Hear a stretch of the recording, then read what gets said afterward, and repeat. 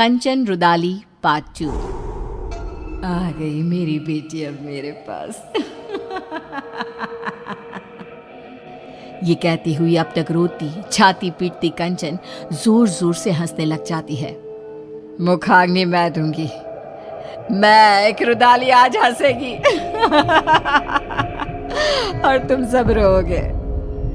कंचन वहीं पड़ी निशा की लाश के ऊपर से ईंट को हटाती है और निशा की अर्थी को जला देती है। बिना किसी सही रस्म के निशा का शरीर राख में मिल जाता है।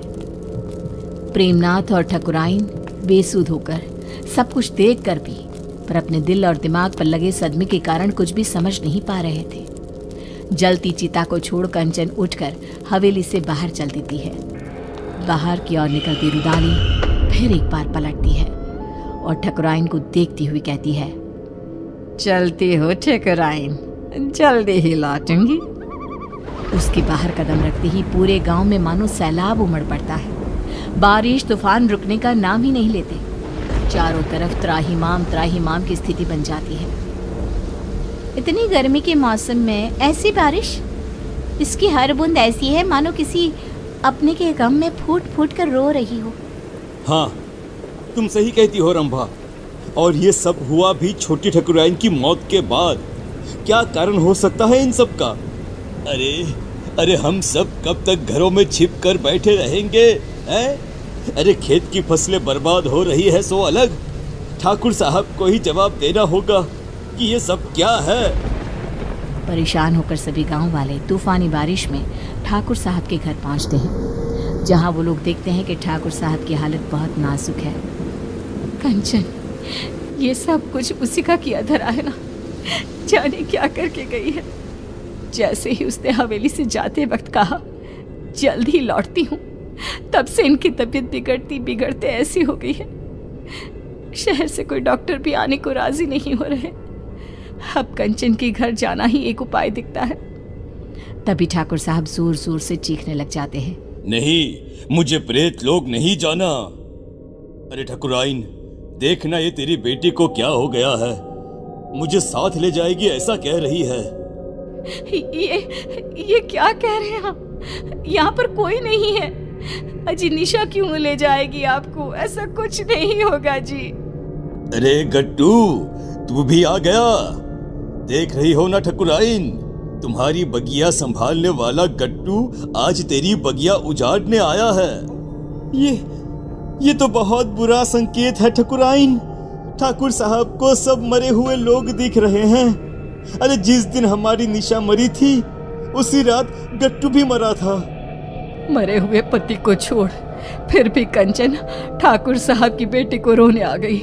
अजीब सा नहीं लगा सुनकर? क्या वो रुदाली गट्टू की पत्नी है? ये सब क्यों हो रहा है? इसका जवाब बस वही दे पाएगी।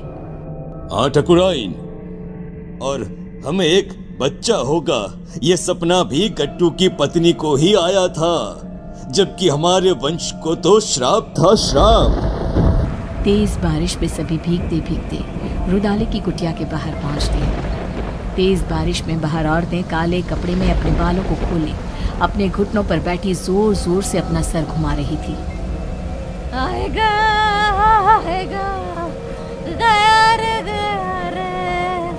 आएगा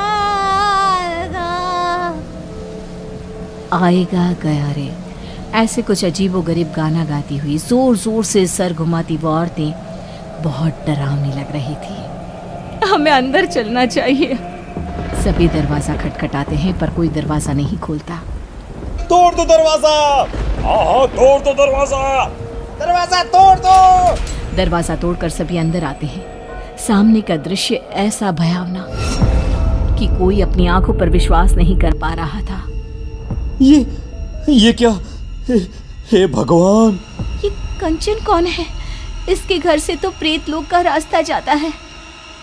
कंचन उठकर आगे बढ़ती है और जाते हुए अंगारों को पार करती एक अजीब से चेहरे के राक्षस के पास पहुंचती है, जिसके हाथ में चाबुक था जिससे वो रूहों को सजा देता था।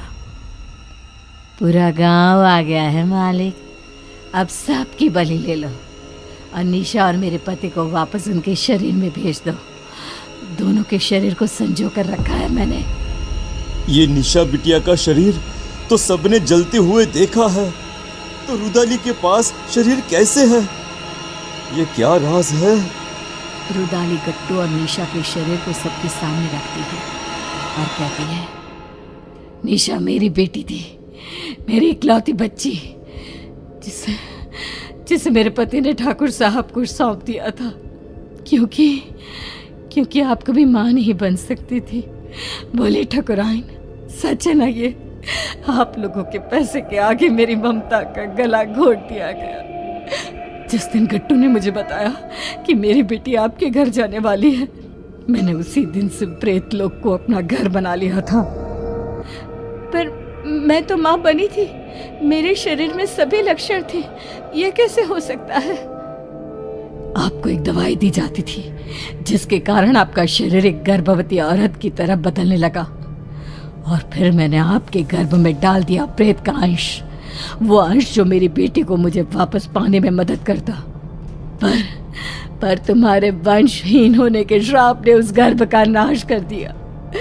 निशा तुम्हें सौंप दी गई, उसने मेरी कोख में ही सब तंत्र मंत्र सीख लिए थे, इसलिए उसे वही चीजें अपनी ओर खींचने लगी।